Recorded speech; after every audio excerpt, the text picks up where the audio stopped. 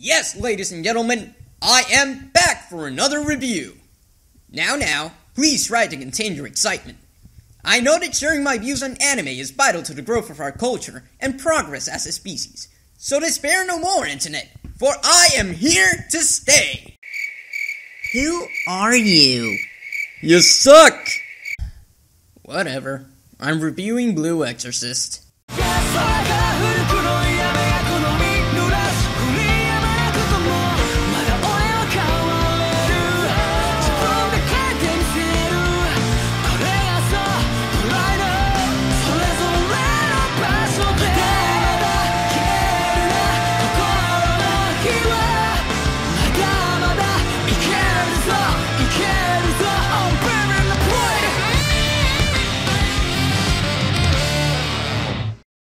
Before I begin, I'd like to clarify one thing.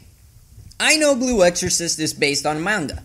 I also know that the plot diverges from said manga 2/3 of the way through. However, this is an anime review, not a franchise review or a manga review, so I'm judging the show solely on its own merits and faults. The manga did it better is not a valid excuse for any criticism I have.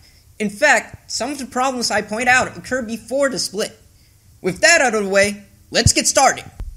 Blue Exorcist follows the story of Rin Okumura, a troubled teenager who just can't find his place in the world. He lives with his near-perfect twin brother Yukio and Catholic priest Shiro Fujimoto, until one fateful day he discovers that he's the son of Satan and that he is being hunted by a whole slew of demons to bring him back to his father. With his newfound powers, he decides to enroll in the prestigious True Cross Academy, where he will be safe from demons looking for him and trained to become the strongest exorcist in the world. All of this while hiding his true nature from almost everyone around him, because being the Antichrist isn't exactly something you want to advertise, especially when you're living with the people who dedicate their entire lives to the eradication of your kind. To put it in simpler terms, this show is Soul Eater meets Supernatural with a dash of Helsing to liven things up. Is this a bad thing? Well, the answer to that is a bit complicated. You see, one of the first things I noticed while watching the show is that it isn't afraid to use common tropes to drive the plot. I didn't really mind at first, because the beginning episodes focused more on the characters themselves instead of an overarching plot. This led to some very intense moments as they react to situations that, while not clever or original, made for some very good storytelling. Unfortunately, once the show starts to shift its focus to the actual plot, it comes out very bland and predictable because, in a way, the characters stop being the priority of the show. It's like the writers decided that since they had already introduced the characters, they didn't need to develop them further, and changed the mood of their conflicts with one another from dramatic to comedic to have time to tell the real story. Rin as a character works very well in the story. While the troubled protagonist with violent antisocial tendencies isn't exactly groundbreaking, it is executed in a way that makes sense within the context of the show. He's violent and impulsive because he's the literal spawn of evil.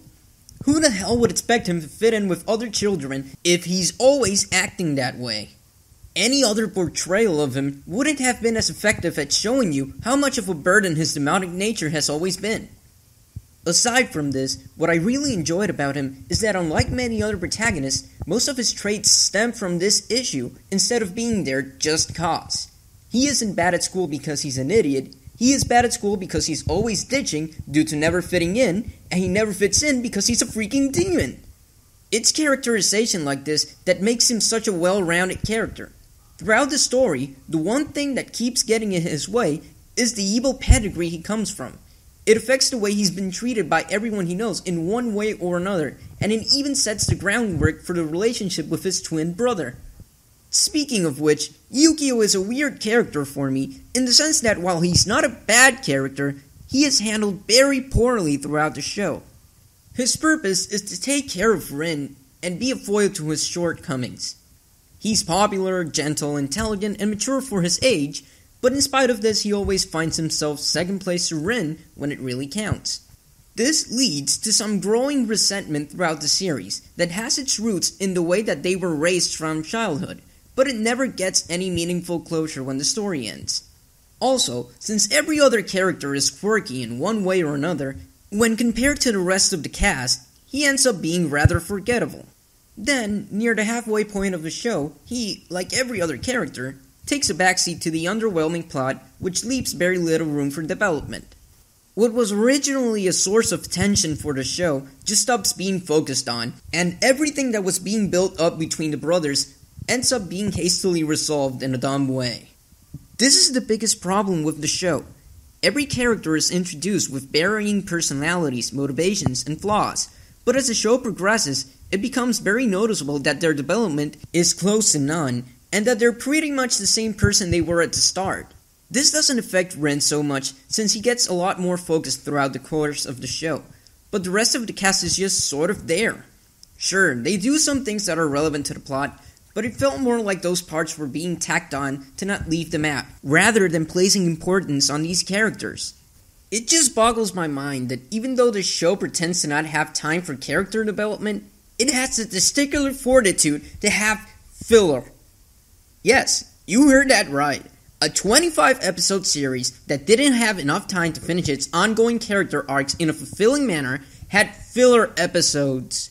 Why in the name of Haruhi would you do filler episodes if you already know you're going to split off from the source material in the first place? All that does is just waste time for a show that already has enough trouble scrounging enough time for its characters. Hell, the show doesn't even have a proper villain. You'd assume Satan would be the bad guy here, but he's not insistent throughout the show.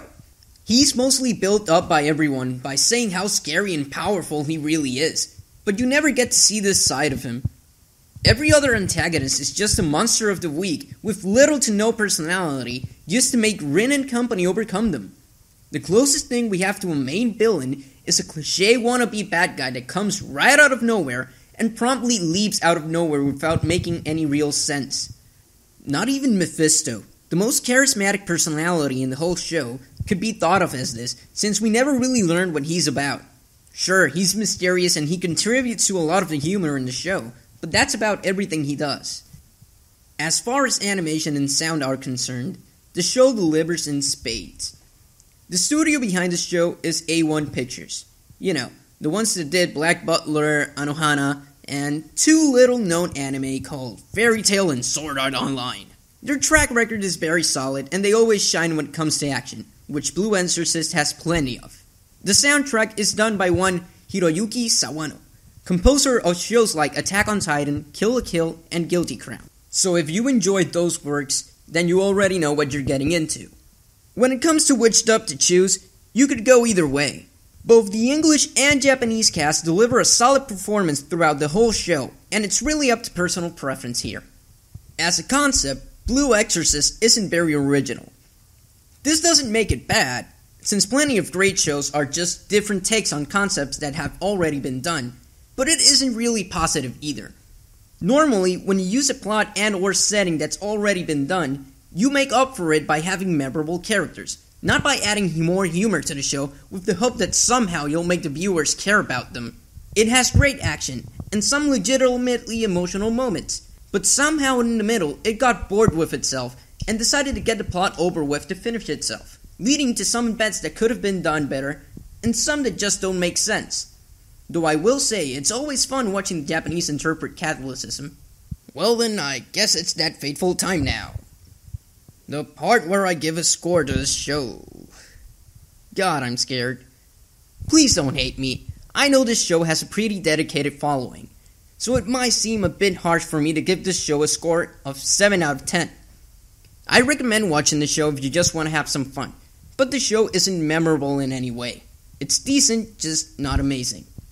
Anyway, I hope you enjoyed this review, and I'll promise to review more shows. Yeah, I'm probably gonna take a couple of months to do another one. Oh well. Leave a comment and subscribe!